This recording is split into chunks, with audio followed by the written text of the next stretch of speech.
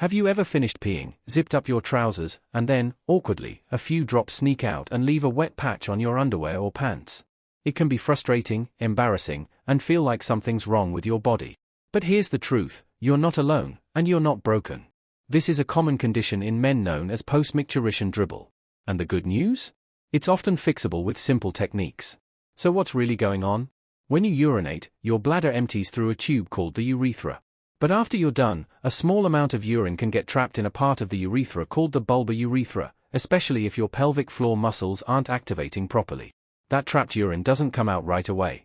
Instead, it leaks later when you shift position, walk, or sit down.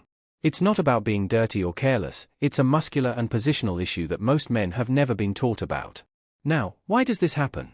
One of the most overlooked parts of male anatomy is the pelvic floor, a group of muscles located between your tailbone and pubic bone. These muscles help control urination, bowel movements, and even sexual function. One of the key muscles involved in dribbling is the bulbospongiosus muscle, which plays a role in pushing out the last drops of urine. If that muscle is weak, tense, or not engaged properly, urine stays behind and dribbles later. So, how do you fix it? First, try activating your pelvic floor after urination. Just imagine gently lifting the muscles at the base of your penis, like you're trying to stop yourself from peeing. Do this a few times right after you finish. This helps push out the remaining urine. Second, you can use a simple technique called the milking method. After peeing, take a finger or two and press gently from just behind your scrotum up toward the base of your penis. This massages the urethra and clears any remaining drops of urine. It's quick, discreet, and highly effective. Finally, consider your posture while peeing.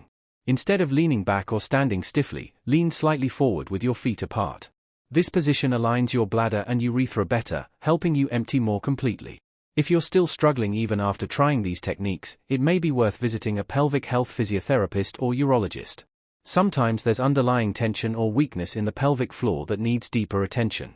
But in most cases, these simple habits can make a big difference, no medication or surgery needed. Remember, post-pee dribbling isn't something to be ashamed of. It's common, manageable, and treatable. Start applying these steps today and regain control of your body, one drop at a time.